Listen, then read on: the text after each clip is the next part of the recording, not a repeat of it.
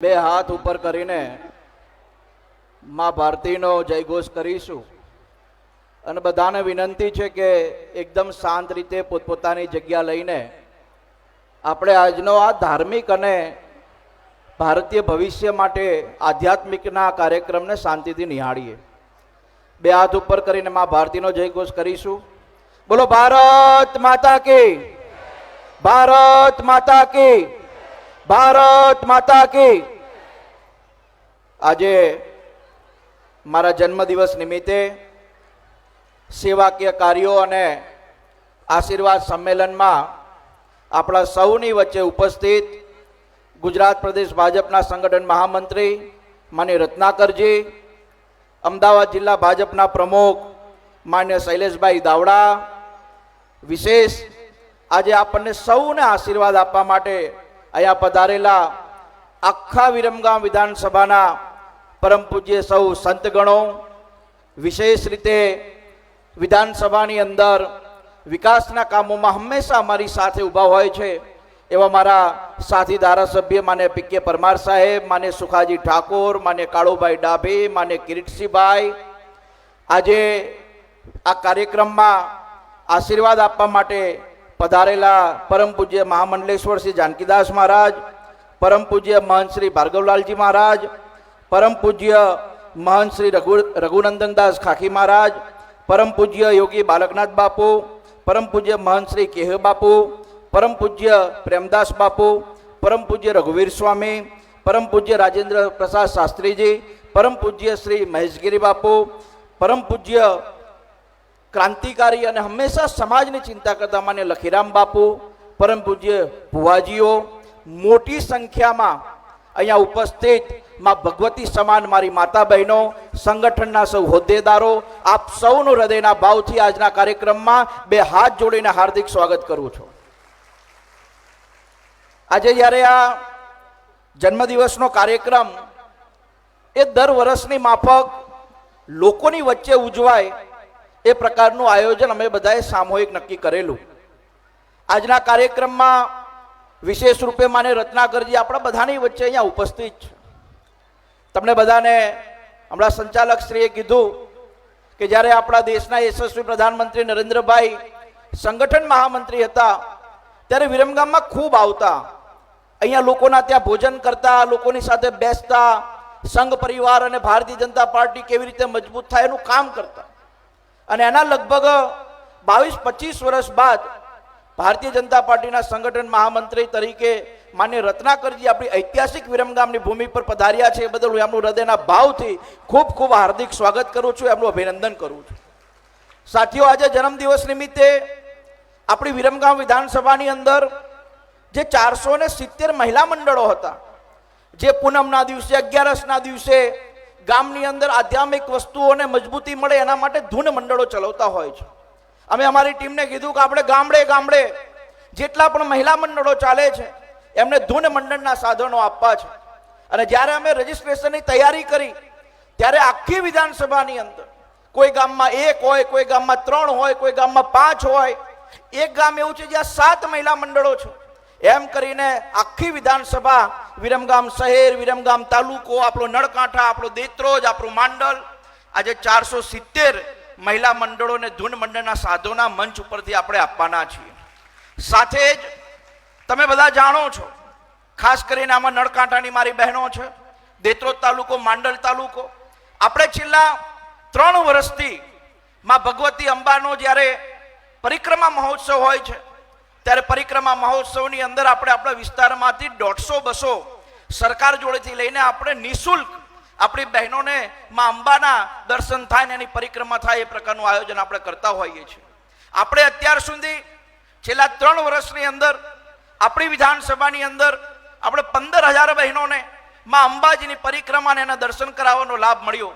એનાથી પણ વિશેષ 1 મહિના પહેલા અમે અમારા 2-4 મિત્રોના સહયોગથી 4-5 ગામની જે બહેનો વિધવા હોય, જે મોટી ઉંમરની હોય, જેના દીકરા અમદાવાદ રહેતા હોય, કડી રહેતા હોય, એવી 900 બહેનોને અહીંયાથી શરૂઆત કરી વિરમગામથી। તો વિરમગામથી સાયલા ભગતના ગામથી ચામુંડા ચોટીલામાં, ત્યાંથી વીરપુર, ત્યાંથી ખોડલધામ, ત્યાંથી પરબધામ, ત્યાંથી સોમનાથ, હરસિદ્ધિમાનું મંદિર, ત્યાંથી દ્વારિકા અને નાગેશ્વર, એ પ્રકારે 4 દિવસનો આપણે નિઃશુલ્ક પ્રવાસ કરાવેલો. એક ધારાસભ્ય તરીકે સેવાના કામોને મહત્વ મળે એના માટેનો પ્રયાસ વારંવાર આદરણીય પ્રધાનમંત્રી નરેન્દ્રભાઈ મોદીના પ્રયાસોથી અને એમના નેતૃત્વમાં આપણે કરતા હોઈએ છીએ. ધારાસભ્ય તરીકે રોડ રસ્તા બને, કોઈને નાળા બની જાય, કોઈના વિસ્તારમાં પાણી આવે, એના કરતાં પણ ધારાસભ્ય તરીકે માત્ર રાજકીય કામો નહીં પરંતુ સેવાના કામો થાય એ દિશામાં તમારા બધાના પ્રેરણાથી અમે લોકો કામ કરતા હોઈએ છીએ. આજે મારે તમારા બધાની માફી પણ માગવી જોઈએ, કેમ કે વરસાદનો સમય છે. વરસાદનો સમય છે, જગ્યા નાની પડી, પણ મને એટલી નથી ખબર કે મારી માવડીઓના આટલા બધા આશીર્વાદ આપવા માટે આજે અહીંયા આવવાની છે. અને જ્યારે મારી માવડીઓ અહીંયા આવી હોય તો સ્વાભાવિક છે કે આ જગ્યા નાની પડે, પણ એટલું આપને આશ્વાસન આપું છું કે આજે નહીં પણ આવનારા દિવસમાં જ્યારે કોઈ કાર્યક્રમ કરીએ ત્યારે હવે મને ખબર પડી ગઈ છે કે આ વિસ્તારની અંદર 10 થી 12,000 માવડીઓના આશીર્વાદ લેવા હોય તો આટલી જગ્યા ન ચાલે, આનાથી પણ મોટી કરવી પડે. એવી વ્યવસ્થા અમે આવનારા દિવસમાં ફરીથી કરીશું. પરંતુ આજે તમારે તમારી જાતે સ્વીકારવાનું છે કે ધારાસભ્ય તરીકે પોતાનો જન્મદિવસ પોતાના માતા પિતા કે પોતાની પત્ની સાથે ઉજવવા કરતા એ જન્મદિવસ લોકોના કામમાં કેવી રીતે આવે, લોકોની વચ્ચે કેવી રીતે જઈએ અને લોકોને શું તકલીફ છે, શું કરવું જોઈએ, એ દિશામાં જ્યારે આપણે આગળ વધવાનો પ્રયાસ કરીએ છીએ. એટલા માટે આપણે છેલ્લા 3 વર્ષથી આ જન્મદિવસના કાર્યક્રમો આપણે લોકોની વચ્ચે ઉજવતા હોઈએ છીએ. અત્યારે મારી બધી જ બહેનો અહીંયા આવી છે, કોઈ નળકાંઠામાંથી આવી છે, કોઈ સચાણા જિલ્લા પંચાયતમાંથી આવી છે, કોઈ માંડલ દેત્રોજ. આપણે વિરમગામ વિધાનસભાની અંદર દેશના યશસ્વી પ્રધાનમંત્રી શ્રી નરેન્દ્રભાઈ મોદી સાહેબના નેતૃત્વમાં અને ગુજરાતના મુખ્યમંત્રી શ્રીમાન ભૂપેન્દ્રભાઈ પટેલના નેતૃત્વની અંદર તમને આજે આશ્વસ્ત કરું છું કે પહેલા જે વિરમગામ હતું એના કરતા 100% સારું, વિકસિત અને સ્વસ્થ વિરમગામ બનાવવાનો સંકલ્પ આપણે લોકોએ લીધો છે. અને એની અંદર તમારા બધાના આશીર્વાદથી તમામ કામો પરિપૂર્ણ થાય એ દિશામાં અમે કામ કરીએ છીએ. પરમ પૂજ્ય શાસ્ત્રીજીએ કીધું કે કોઈ પણ કામ તરત ન થઈ જાય. મારી જોડે કોઈ જાડુની છડી નથી કે આમ કરવું એટલે રોડ બની જાય, આમ કરવું એટલે ઓવરબ્રિજ બની જાય. પણ તમે અત્યારે મોટી સંખ્યામાં લોકો કોકતા ફાટકથી આવ્યા હશો. આજે કોકતા ફાટક ઉપર કોઈ વિચારી ન શકે એ પ્રકારે બ્રિજ બનાવવાનું કામ ચાલુ છે. 1.5 વર્ષની અંદર આપણો બ્રિજ બની જશે. કોઈ સોકલીથી આવે તો સોકલી ત્યારે ફાટક બંધ રહેતો 15 મિનિટ, 20 મિનિટ, અડધો કલાક લોકોને બેસવું પડતું. આજે આપણે સોકલી ઉપર ઓવરબ્રિજ બનાવવાનું કામ ચાલુ કરવાના છે. એની સાથે જ સચાણા, જે સૌથી મહત્વનો ઉત્તર ગુજરાત અને સૌરાષ્ટ્રને જોડતો રોડ હતો, આદરણીય ભૂપેન્દ્રભાઈ સાહેબને વિનંતી કરી કે સાહેબ અમારે સચાણા ઉપર ઓવરબ્રિજ જોતો છે. આજે સચાણા ઉપર ઓવરબ્રિજ બનાવવાનું કામ ચાલુ છે. દેત્રોજની મારી બહેનો આવી હોય તો દેત્રોજની અંદર આપણે જે ફાટક છે, કડીથી માંડલ આવવું હોય તો માંડલથી કડી જતા હોય તો અડધો કલાકે ફાટકે ઊભું રહેવું પડતું. એ ફાટક ઉપર પણ ઓવરબ્રિજ બનાવવાનું આપણે કામ ચાલુ કર્યું છે. ધીરે ધીરે કામ તમારા બધાના આશીર્વાદથી આપણે લોકોની જે અપેક્ષા છે એ પૂરી કરીશું. અને એનાથી પણ વિશેષ તમારા બધાના ધ્યાને આ મૂકું કે આદરણીય નરેન્દ્રભાઈ મોદી સાહેબે આપણા દેત્રોજની અંદર 55 કરોડની 100 બેડની હોસ્પિટલ આપણને સરકારી મંજૂર કરી આપી છે. આપણા માંડલની અંદર આદરણીય ભૂપેન્દ્રભાઈ પટેલે 17 કરોડની સરકારી કોલેજ મંજૂર કરી આપી છે. અને નળકાંઠાની મારી બહેનો અહીંયા આવી હોય તો તમારા ધ્યાને મૂકું, છેલ્લા 3 વર્ષથી આપણે પહેલા એક ટાઈમ ડાંગર પકવતા, અત્યારે આપણે 2 ટાઈમ ડાંગર પકવીએ છીએ. 12 માસ આપણે આપણું ખેતર હરિયાળું રાખીએ છીએ. એનાથી પણ વિશેષ આપણે આવનારા દિવસની અંદર આદરણીય નરેન્દ્રભાઈ મોદી સાહેબ અને માન્ય ગૃહમંત્રી અમિતભાઈએ જે 1400 કરોડની પાઇપલાઇનની યોજના જે નળકાંઠાના લોકો માટે આપી છે, એ પાઇપલાઇનનું કામ 6 મહિનામાં પરિપૂર્ણ થશે. અને ઘોડા ફીડરમાં જે પાણીની માંગણી વર્ષોથી નળકાંઠાની હતી એ પરિપૂર્ણ થવા જઈ રહી છે સાથીઓ. અને એ જ્યારે માંગણી પહોંચશે એટલે આર્થિક સદ્ધરતા નળકાંઠાની અંદર ખૂબ મોટા પ્રમાણમાં આવશે. એ અમારી વિરમગામ શહેરની બહેનો છે. વિરમગામ શહેરમાં અનેક પ્રશ્નો હતા. એમાં હું એવું માનું છું કે હજુ ઘણા બધા પ્રશ્નો આપણે દૂર નથી કર્યા, પણ 2 એવી મહત્વની વાત હતી વિરમગામ શહેર માટે. વર્ષોથી જે કહેતા આપણે ટાવર સારું બનવું જોઈએ, ટાવર સારું બનવું જોઈએ, આપણે એ ટાવરનું અઠવાડિયા પહેલા લોકાર્પણ કર્યું. માત્ર ટાવર નહીં, તમારા દીકરા દીકરીને જીપીએસસી, યુપીએસસી કે પોલીસ ઇન્સ્પેક્ટરની પરીક્ષા પાસ કરવી હોય તો એને ભણવા માટે આપણે લાઇબ્રેરીનું પણ લોકાર્પણ ત્યાં આપણે સાથીઓ કર્યું છે. સાથે જ શહીદ બાગ, અત્યારે જ્યારે ગૌરી વ્રત ચાલતા હોય, જ્યારે માતા પિતા આપણા દીકરાને લઈને કે ફરવા જવું હોય તો વિરમગામમાં એક પણ સ્થળ નથી કે જ્યાં તમે ફરી શકો, ત્યાં તમે બેસી શકો. પણ તમારા બધાના આશીર્વાદથી, માન્ય નરેન્દ્રભાઈની પ્રેરણાથી આપણે શહીદ બાગનું પુનઃનિર્માણ કરાવીને એની 14 ઓગસ્ટની સાંજે એટલે આઝાદીની પૂર્વ સંધ્યાએ 66 લાખ રૂપિયાના ખર્ચે આપણે શહીદ બાગનું લોકાર્પણ કરવા જઈએ છીએ. અને પહેલા જ્યારે ફરવા જવું હોય તો કાંકરિયા જવું પડતું, અમદાવાદ જવું પડતું. હવે કાંકરિયા કે અમદાવાદની વિરમગામમાં પણ તમને વ્યવસ્થા મળે એ પ્રકારનું આયોજન કરીને આપણે ઝાલાવાડી સોસાયટીની પાછળ જે મેલડીમાનું મંદિર છે ત્યાં 7.5 કરોડ રૂપિયાના ખર્ચે કાંકરિયાની પ્રકારે, જે કાંકરિયાનો લેક છે એ પ્રકારે ત્યાં વ્યવસ્થાના આજુબાજુ ફરવાની સુવિધા આપણે કરી રહ્યા છીએ. સાથીઓ, આ કામ ધીમે ધીમે આપણા વિસ્તારમાં દેખાય, ધીમે ધીમે આપણે લોકોની વચ્ચે જઈએ એ પ્રકારનું સાથીઓ કામ કરીએ છીએ. અહીંયા જેટલી પણ મારી માવડીઓ બેઠી છે, તમારો દીકરો સરકારી સ્કૂલમાં ભણતો હોય તો એને પૂછજો કોઈક દિવસ કે બેટા છેલ્લા 3 વર્ષથી આપણે લખવા માટેના જે ચોપડા નથી લાવવા પડતા એ આ તમારો દીકરો તમારા દીકરા સુધી પહોંચાડવાનું કામ છેલ્લા 3 વર્ષથી કરે છે. અને આ વખતે તો માને રત્નાકરજી અમે 7 લાખ ચોપડા વિતરણ આપણી ભારતીય જનતા પાર્ટીની ટીમના માધ્યમથી માત્ર 17 દિવસમાં વિરમગામની 200 શાળાઓમાં જઈને આપણે ચોપડા વિતરણ કર્યું, 200 શાળાઓની અંદર જઈને. અને નવાઈની વાત એ છે, અમારા નળકાંઠાના અમારા તળપદા કોળી સમાજના આગેવાનો અહીંયા રામછાપરી જોડે એક હોસ્ટેલ ચલાવે છે, મહિલાઓની છાત્રાલય ચલાવે છે, જ્યાં સમાજના ફાળાથી એ છાત્રાલય ચાલતી હોય છે. અને અમારા આગેવાનોએ અમને કીધું કે હાર્દિકભાઈ દર મહિને 40-50 હજાર રૂપિયા લાઇટ બિલમાં જતા રહે છે, કંઈક આયોજન કરી આપો. આપણે સાથીઓ 10 લાખ રૂપિયાના ખર્ચે ત્યાં સોલર પેનલ લગાવી અને માને રત્નાકરજી શૈલેષભાઈ દાવડાની હાજરીમાં આપણે અત્યારે સોલર પેનલનું લોકાર્પણ કર્યું. નળકાંઠાના તળપદા કોળી સમાજને દર મહિને 35-40 હજાર રૂપિયાનો ફાયદો થશે. જે તમારા દીકરા દીકરીઓ છાત્રાલયમાં ભણે છે ને એને પણ વિશેષ એનો લાભ થવાનો છે. આ દર વર્ષે આપણે આ કાર્યક્રમોની સાથે સાથે આધ્યાત્મિક વસ્તુઓને પણ મહત્વ મળે. અહીંયા મારી બહેનો બધી આવી, આ મંડળોને ધૂનના સાધનો આપવા, આવો વિચાર પણ ક્યાંથી આવે? કોઈને ભૂતકાળમાં ના આવ્યો, અમને કેમ આવ્યો? કેમ કે તમારો અને અમારો સંબંધ એ નેતા અને મતદારોનો નથી. હું તો તમારા દીકરાની ઉંમરનો છું અને દીકરાની ઉંમરનો છું ને એટલા માટે આવા સારા વિચારો વિસ્તારની માવડીઓ માટે, વિસ્તારના પરિવારો માટે આવે.